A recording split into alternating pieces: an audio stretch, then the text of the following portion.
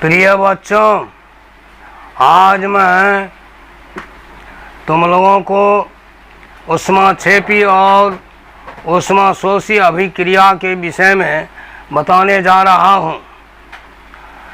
ऊष्माक्षेपी अभिक्रिया क्या है? वह अभिक्रिया जिसमें अभिकारकों की अभिक्रिया के फलस्वरूप ऊष्मा परिक्षेपित होती है, अर्थात ऊष्मा का त्याग किया जाता है, जिस अभिक्रिया के फलस्वरूप ऊष्मा निकलती है उस अभिक्रिया को ऊष्माक्षेपी अभिक्रिया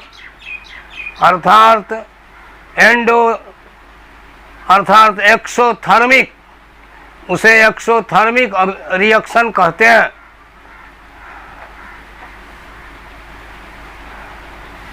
प्राकृतिक गैस जैसे मेथेन को दहन करने से कार्बन डाइऑक्साइड और जलवाष्प प्राप्त होता है। इस अभिक्रिया के फलस्वरूप ऊर्जा मुक्त होती है, अर्थात ऊर्जा निकलती है। इसीलिए इस अभिक्रिया को ऊष्माक्षेपी अभिक्रिया कहते हैं। इसके अतिरिक्त जो हम लोग श्वसन क्रिया करते हैं वह श्वसन अभिक्रिया भी ऊष्माक्षेपी अभिक्रिया ही है। हम लोग जो भोजन ग्रहण करते हैं उस भोजन में कार्बोहाइड्रेट ग्रहण करते हैं और वह उस कार्बोहाइड्रेट के विघटन के फलस्वरूप ग्लूकोज प्राप्त होता है। जिस ग्लूकोज के अपघटन के फलस्वरूप कार्बन डाइऑक्साइड और जलवाष्प प्राप्त होता है, इस क्रिया में भी ऊष्मा का त्याग होता है। इसलिए ये दोनों अभिक्रियाएं ऊष्माक्षेपी अभिक्रियाएं हैं, अर्थात एक्सोथर्मिक रिएक्शन है। अब इसे मैं लिखकर समझा देता हूँ।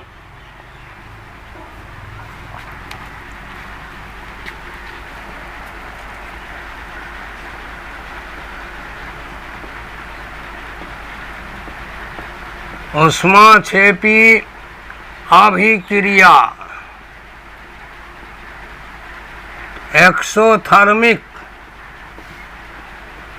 एक्सोथर्मिक रिएक्शन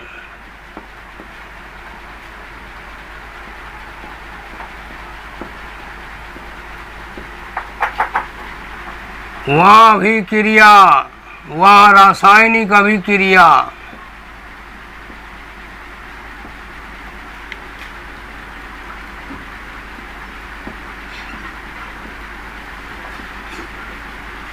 रासायनिक अभिक्रिया जिसमें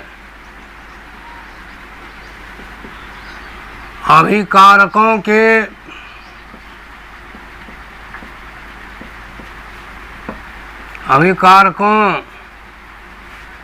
की अभिक्रिया के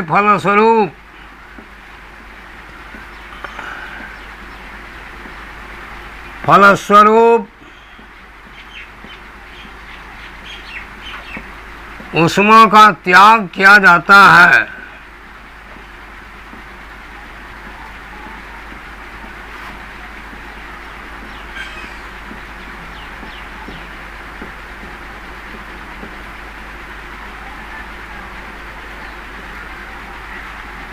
इसी अभिक्रिया को ऊष्माक्षेपी अभिक्रिया कहते हैं।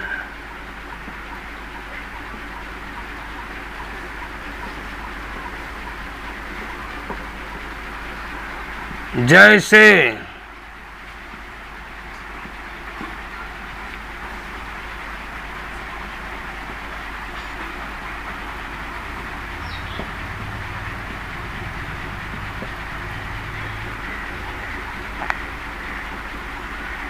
प्राकृतिक गैस मेथेन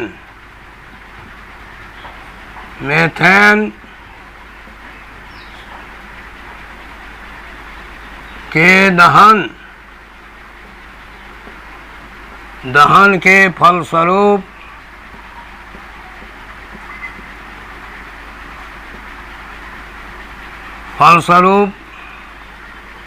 कार्बन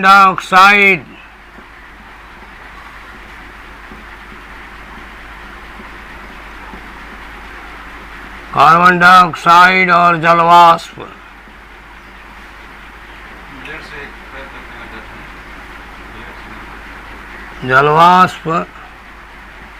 प्राप्त होता है, जिसमें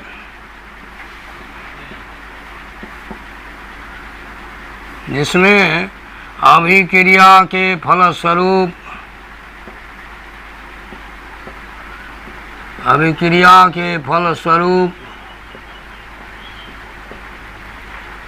ऊष्मा ऊर्जा प्राप्त होती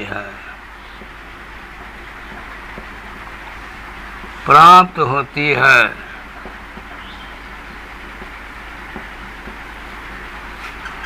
CH4 plus oxygen, carbon dioxide plus जलवाष्प,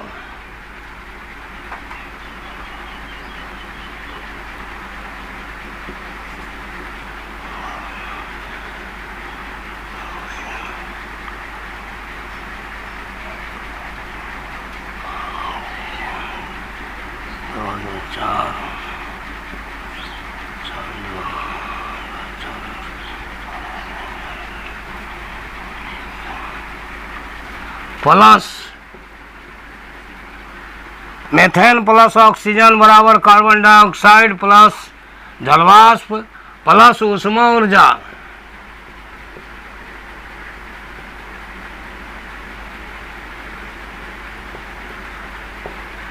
यह जो धनात्मक चिन्ह है,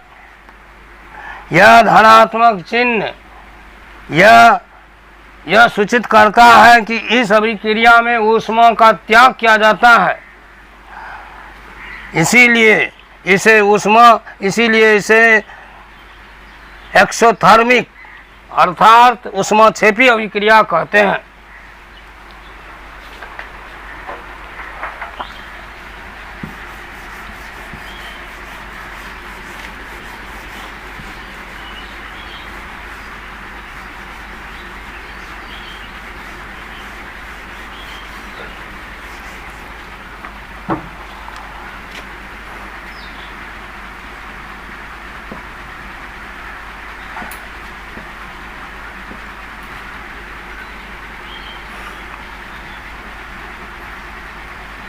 श्वसन क्रिया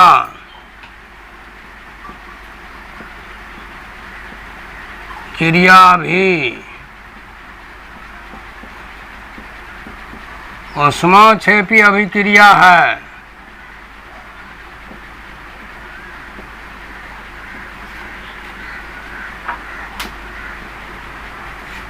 हम लोग जो भोजन करते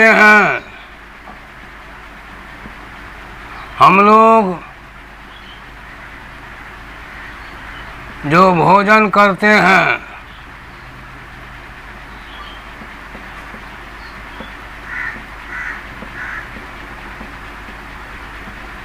उसमें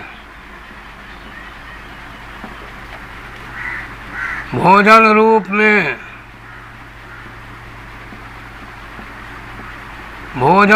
में कार्बोहाइड्रेट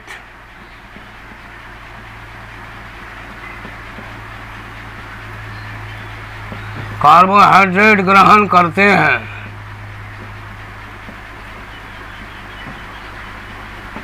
यह कार्बोहाइड्रेट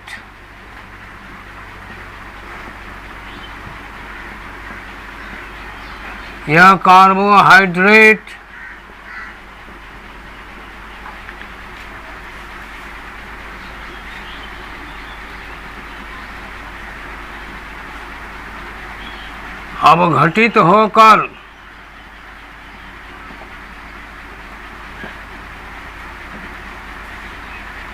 ग्लूकोज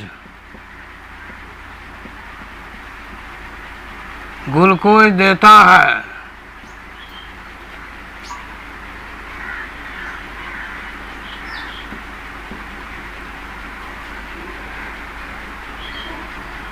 हमारी कोशिका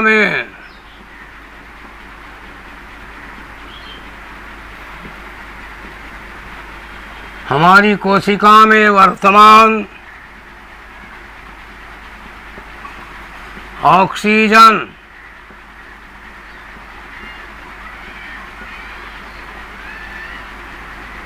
को ग्लूकोज लेता है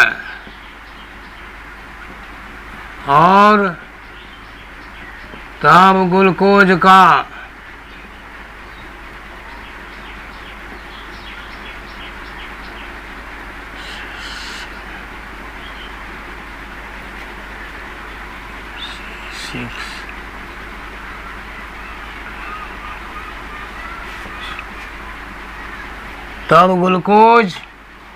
ग्लूकोज का कार्बन डाइऑक्साइड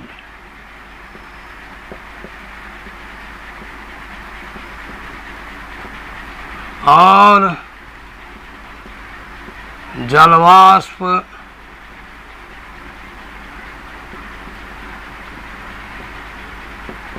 विघटन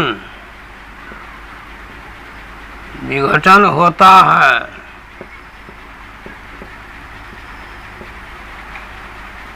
C6H12O6 प्लस ऑक्सीजन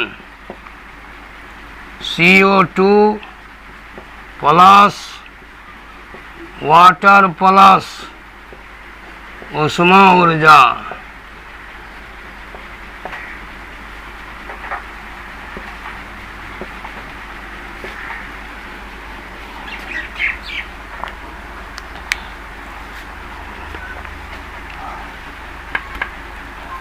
उदाहरण नंबर 2, श्वसन क्रिया भी ऊष्माक्षेपी अभिक्रिया है। हम लोग जो भोजन करते हैं उसमें भोजन रूप में कार्बोहाइड्रेट ग्रहण किया जाता है। यह कार्बोहाइड्रेट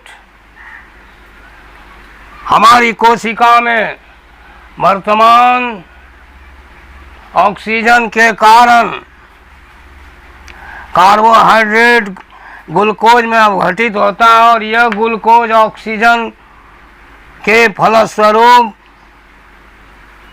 कार्बन डाइऑक्साइड और जलवाष्प में अवघटित होता है। इस अभिक्रिया में भी ऊष्मा ऊर्जा प्राप्त होती है। इसलिए इन दोनों क्रियाओं को हम ऊष्माक्षेपी अभिक्रिया कहते हैं, अर्थात एक्सोथर्मिक रिएक्शन कहते हैं।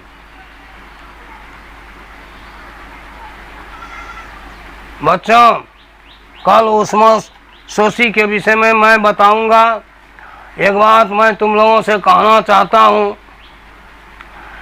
कि सदा यह ध्यान में रखना कि गुरु की महिमा अपार है। गुरु ब्रह्मा विष्णु महेश के समान होता है। साक्षात त्रिलोकपति भगवान नारायण जब रामचंद्र के रूप में जन्म लिए थे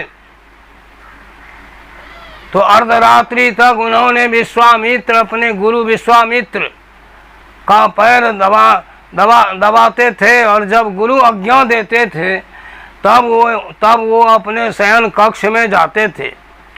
इसीलिए याद रखो, ऐसा कोई कर्म नहीं करना जिससे गुरु अपमानित हो, और गुरु सेवा करने से तुम्हारा यश बल बुद्धि विद्या सब कुछ दिनों दिन बढ़ता जाएगा। इसीलिए सुनो, मैं कहता हूँ सप्तद्वीप नौ खंड में गुरु से बड़ा न कोई। गुरु ब्रह्मा गुरु विष्णु गुरु देवो महेश्वर गुरु साक्षात परम ब्रह्म तस्मै श्री गुरुवे नमः।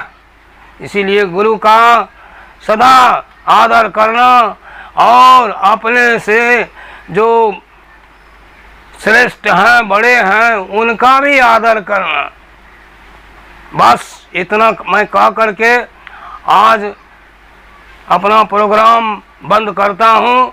यशस्वी भव।